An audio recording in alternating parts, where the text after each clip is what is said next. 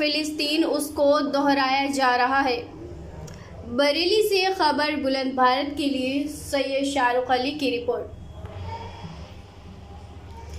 बरेली में बीते दिनों मुहर्रम के जुलूस निकलने के दौरान थाना शाही क्षेत्र के गौसगंज में दो समुदायों में बवाल हो गया था, जिसमें दोनों पक्षों के लोग घायल हुए थे।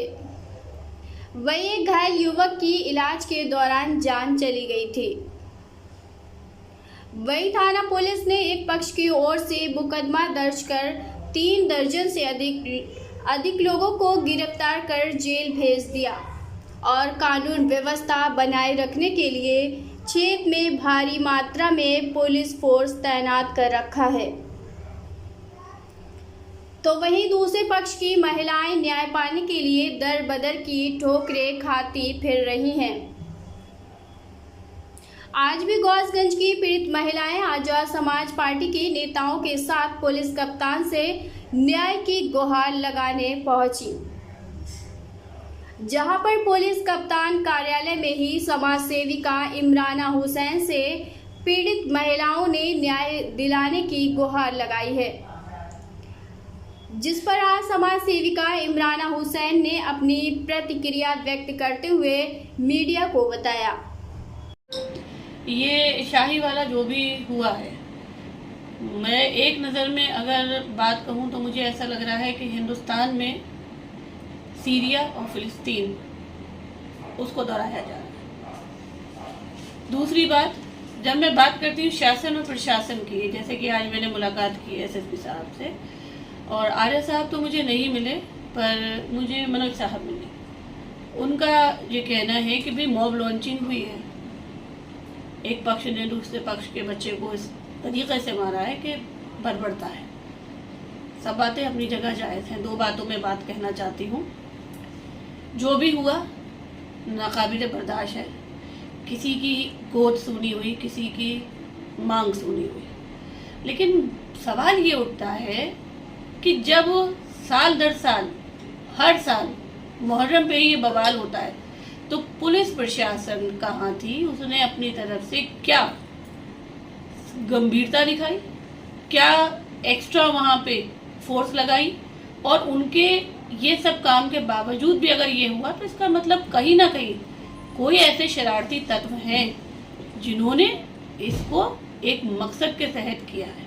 दूसरी बात, घर तोड़ना, एसडीएम साहब ने क्या कोई नोटिस भेजा था? तीसरी बात, क्या वो महिलाएं जो बुर्का ओढ़ के दर बदर भटक रही हैं, इंसाफ की गुहार चला रही हैं, क्या वो योगी सरकार की बेटियां नहीं हैं? अफसोस है, हम हिंदुस्तान में रह के अंदर से टूट रहे हैं। ये आपस के तमाशे, ये सरकारें, ये सब कुछ क्या कर रही हैं? ये 5 किलो राशन की लाइन में लगा के आप लड़कों के ऊपर मुकदमे कर रहे हैं। जो मुकदमों में नहीं आ रहे हैं उन वो या तो चिता पे हैं या कब्र में हैं। देखिए, मुझे बाकी लोगों के बारे में तो कोई जानकारी नहीं है कि वो क्या कर रहे हैं और क्या नहीं कर रहे हैं, और मैं धर्म को तवज्जो बाद में दे रही हूँ।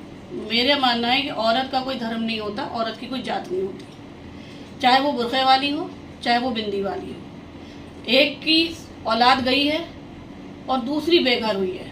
मैं बात सिर्फ औरत की कर रही हूँ कि आज एक औरत लाचार है और दूसरी बेबस है।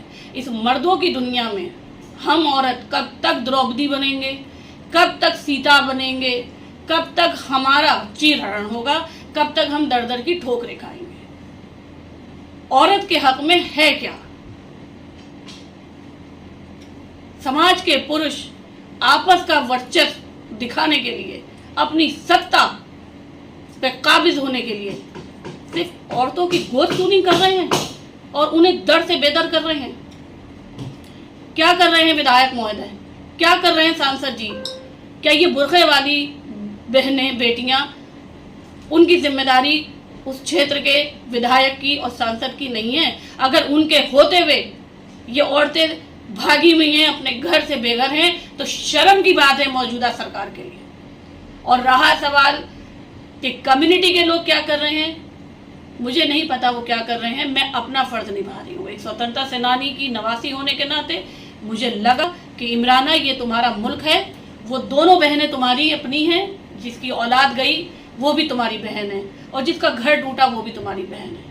मैं दोनों से मिलने गई, पुलिस ने मुझे नहीं जाने दिया, हवाला उन्होंने लॉ एंड ऑर्डर का दिया। मैं इज्जत करती हूँ, सम्मान करती हूँ, लेकिन मेरा आखिर में फिर यही कहना है कि इस मर्दों की दुनिया में आज भी परेशान सिर्फ औरत है, और औरत का साथ देने के लिए दूसरी औरत को खड़ा होना पड़ेगा, तभी औरत मजबूत होगी। चाहे वो घर हो, चाहे वो समाज हो, चाहे वो सरकार हो, चाहे वो कोई भी जगह हो। ठीक है।